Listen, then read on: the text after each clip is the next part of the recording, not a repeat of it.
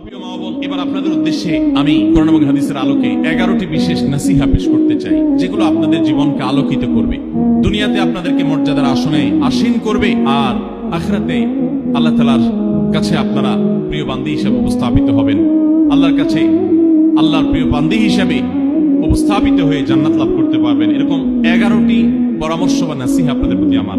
Number 1, কোরআন এবং হাদিসের জ্ঞান অর্জন করা হবে। নাম্বার 2, 5 ওয়াক্ত নামাজ। নবী সাল্লাল্লাহু আলাইহি সাল্লাম জান্নাতে, মেয়েদের জান্নাতে যাওয়ার শর্টকাট যে সিলেবাস দিয়েছেন, শর্টকাট যে ওয়ে বলেছেন, 4টা শর্ত দিয়েছেন, এর মধ্যে থেকে একটা হলো 5 ওয়াক্ত নামাজ ঠিকঠাক মতো যদি আদায় করেন।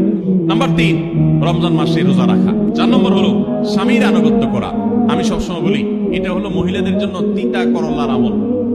তিতা করল্লা দিয়ে জুস বানায় খাওয়ানো, এটা যেরকম কষ্টের কাজ মানুষের জন্য, ঠিক একইভাবে মহিলাদের জন্য স্বামীর কথা শোনাটা এরকম কষ্টের কাজ।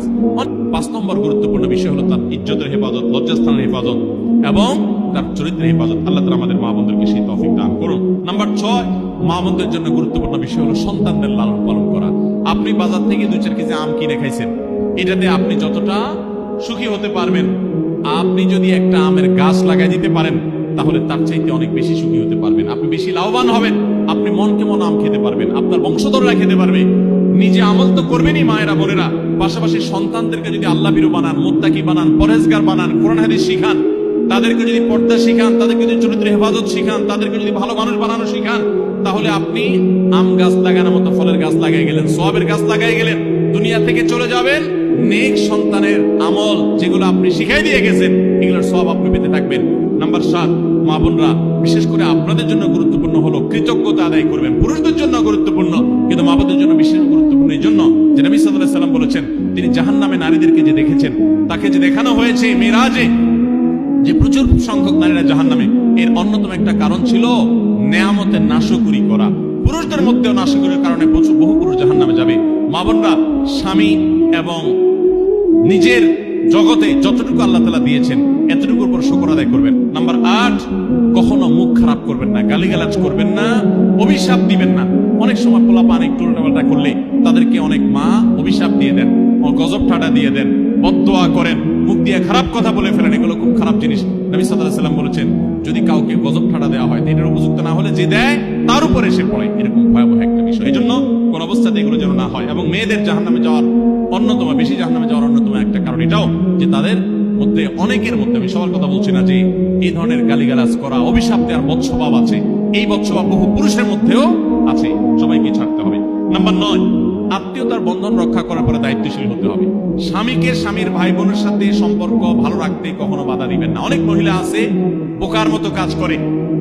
স্বামী যদি স্বামীর ভাইকে তার টাকা পয়সা দেয়, সে অপছন্দ করে। স্বামী যদি স্বামীর বোনকে টাকা পয়সা দেয়, সে এটাকে পছন্দ করে না। মা বাবার খোঁজ খবর বেশি নিলে তার কাছে ভালো লাগে না। এই মহিলা হলো নির্বোধ। কেন নির্বোধ? কারণ নবী সাল্লাল্লাহু আলাইহি সাল্লাম বলেছেন যে মান সাল্লাহু ওয়া ইউসাল্লাহু ফি রিজকিহি আও ইউসাল্লাহু ফি আথরি ফালিয়াসিল রাহিমা। যে ব্যক্তি চায় তার রিজিকে আল্লাহ বরকত দেখ, তার হায়াতে বরকত দেখ, সেই জন্য রক্ত সম্পর্কে আত্মীয়দের সাথে সম্পর্ক বেশি ভালো রাখে। তাহলে আপনার স্বামীর রিজিক বেশি হোক, টাকা পয়সা বেশি হোক, তার হায়াতে বরকত হোক, এটা যদি আপনি চান, তাহলে আপনি বরং তারা উৎসাহিত করা উচিত। তোমার ভাইটার খবর নাও, তোমার বোনটার বাড়িতে যাও, তোমার মা বাপের খেদমত করো, তাদের সাথে যত সম্পৃক্ত থাকবে আপনার স্বামীতে আল্লাহ তাআলা তত বরকত দান করবেন। তো নাম্বার 10, সাদাকা করবেন। সাদাকা জাহান্নাম থেকে মুক্তির কারণ। নবী সাল্লাল্লাহু আলাইহি সাল্লাম জাহান্নামের ব্যাপারে সতর্ক করেছেন আপনাদেরকে, আমাদের সবাইকে। অতএব সাদাকা দিলে জাহান্নাম থেকে মুক্তির একটা পথ আমরা পাই, সুগম হয়। এবং নবী সাল্লাল্লাহু আলাইহি সাল্লামের সময় মহিলা সাহাবীরা তাদের গহনা খুলে আল্লাহর রাস্তায় দান করতেন। এজন্য মসজিদ, মাদ্রাসা, বিভিন্ন গুরুত্বপূর্ণ যে দানের খাতগুলো আছে, সেগুলোতে বেশি বেশি দান করবেন, বেশি বেশি আল্লাহর রাস্তায় ব্যয় করবেন, যতটুকু তৌফিক আছে ততটুকু। এখন মহিলারা দান করবে কোত্থেকে? পুরুষরা মহরের টাকাই পরিশোধ করে না, বেচারে দান করবে কোত্থেকে? এই জন্য পুরুষরা দায়ী হবে, এবং মহিলারাও তাদের মহরের টাকা যেন অনাদায় না থাকে, তারা যেভাবে চেষ্টা করলে হয় সেভাবে চেষ্টা করবেন, এবং তাদের হাত খরচ আলাদা দেওয়া উচিত, এবং তারা পর্দার মধ্যে থেকে তাদের মতো উপার্জনও করতে পারেন, সেটাও শরীয়ত তাদের জন্য সুযোগ রেখেছে। যেভাবে হোক তারাও সাদাকার চেষ্টা করবেন। 11 নম্বর সর্বশেষ হলো সময়ের অপচয় করবেন না। এখন এমন একটা সময় চলছে, বেশিরভাগ মানুষ জাহান্নামে যাবে যেই কারণে আজকের যুগে সবচেয়ে বেশি আমরা বিপদগামিতার মুখে যাচ্ছি, যে কারণে সেটার অন্যতম হলো এই স্মার্টফোনের অপব্যবহার।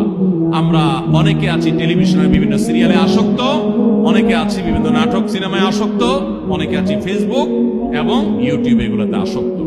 বিশেষ করে মা বোনদেরকে বলছি, অনেকেই আছেন এখনো রিমোট ছাড়া তার পেটের ভাত হজম হয় না, সারাদিন রিমোট হাতে বসে থাকেন, একটা পর একটা সিরিয়াল এবং চ্যানেল পাল্টাতে থাকেন। মনে রাখবেন, সফল ইমানদার হতে হলে এই অনর্থক কাজ না ছাড়লে আপনি সফল ইমানদার হতে পারবেন না। অনেকে নামাজে পড়ে আবার সিরিয়ালও দেখে, অনেকে আছেন ফেসবুকে ঘন্টাকে ঘন্টা, ইউটিউবে ঘন্টা ঘন্টা সময় নষ্ট করেন।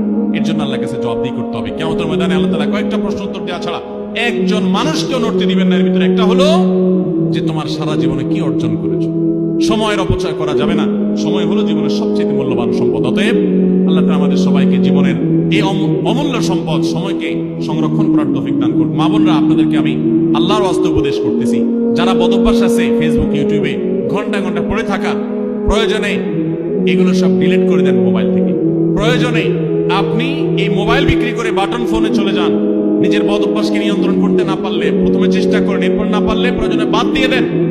আল্লাহর জন্য যদি ত্যাগটা করেন, কিয়ামতের ময়দানে বলতে পারেন, আল্লাহ গুনাহ থেকে বাঁচার জন্য, তোমাকে খুশি করার জন্য আমি স্মার্টফোন পর্যন্ত রাখি নাই, বাটন ফোনে